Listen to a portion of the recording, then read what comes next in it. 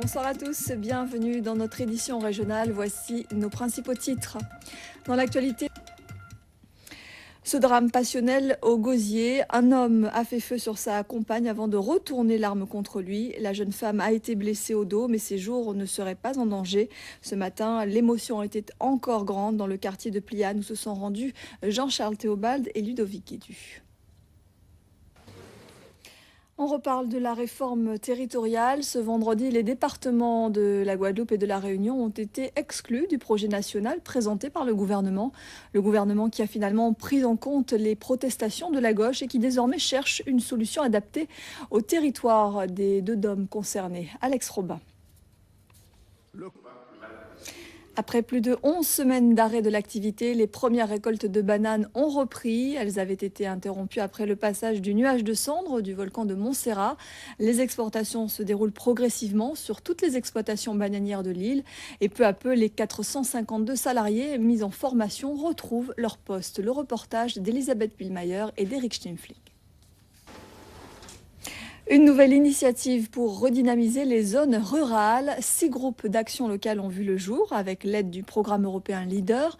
Ces groupes ont la mission d'animer des projets. Les conventions qui vont permettre à ces groupes de commencer leur travail ont été signées ce matin à la mairie de Saint-Claude où se sont rendus pour nous Patrice Gonfier et Paul Labéca. La région lance la 3e édition du concours régional de la création d'entreprises. En 2009, 15 candidatures avaient été sélectionnées pour la finale et 9 prix allant de 5 000 à 15 000 euros avaient été attribués. Ludivine Guiolet et Daniel Quérin sont allés à la rencontre d'une ancienne lauréate, Corise Lolia, qui a remporté le 2e prix dans la catégorie commerce. Depuis 3 ans, cette ancienne guide touristique confectionne des vêtements et accessoires pour bébés, le tout en madras. Reportage. En bref, les chiffres du chômage, les demandeurs d'emploi ont été moins nombreux au mois d'avril par rapport au mois de mars, un recul mensuel donc de 0,3%. En revanche, il reste en hausse par rapport à l'an dernier à la même période avec une augmentation de l'ordre de 8,1%. Intégrer davantage de personnes en situation de handicap dans le monde professionnel, un vœu pieux, mais que de nombreuses entreprises n'appliquent pas. La Caisse de sécurité sociale veut donner l'exemple. Ce matin, elle a signé une convention avec l'Association pour adultes et jeunes handicapés de Guadeloupe. Le président de la Fédération nationale de la PAGE était présent pour l'occasion. Le reportage de Robert Gaspard et de Philippe Grenier. Les policiers municipaux vont pouvoir accrocher de nouveau à leur ceinturon le pistolet à impulsion électrique, plus connu sous le nom de taser. Cette arme controversée, dont l'utilisation leur avait été interdite par le Conseil d'État en septembre 2009.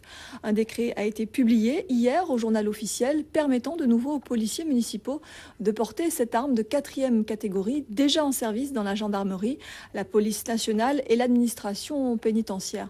Le taser, mode d'emploi, c'est un reportage d'Éric Stimpfling. Attention, certaines images peuvent heurter. Et à noter donc que c'est au maire de décider d'armer ou pas sa police municipale, ce qui nous donne l'occasion de nous arrêter ce soir sur le métier de policier municipal. Placé sous l'autorité des maires, ces agents ont d'abord une action de prévention sur la voie publique, une mission qui ne les met toutefois pas à l'écart de débordements et de situations difficiles, comme ont pu le constater Laura Séné et Daniel Quérin. Ils ont partagé la matinée d'une brigade de policiers municipaux de Pointe-à-Pitre. C'est le dossier de notre édition.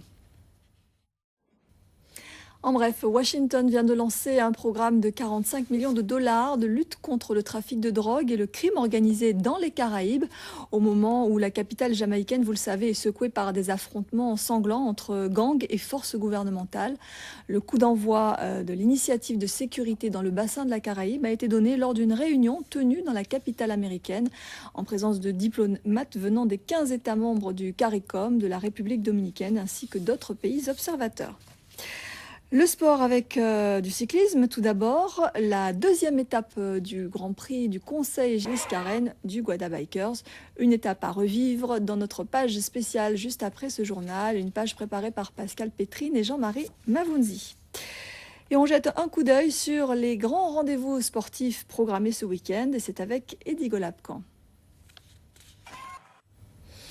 Plus de 4 mois après le séisme en Haïti, l'élan de solidarité se poursuit, comme en témoigne cette action menée par 130 auteurs du monde entier. Ils ont été réunis grâce à l'écrivaine martiniquaise Suzanne Dracius. Les bénéfices de cette œuvre collective seront reversés à l'association Bibliothèques sans frontières pour permettre la reconstruction de la bibliothèque universitaire haïtienne. Présentation de l'ouvrage, Gérard César et Philippe Grenier.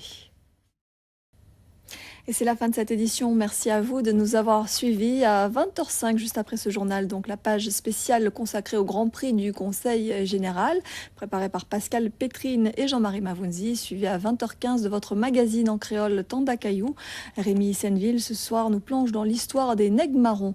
Demain, l'information revient à 19h avec Jérôme Bouecas. Très belle soirée, bon week-end et à bientôt. Ça se comprend.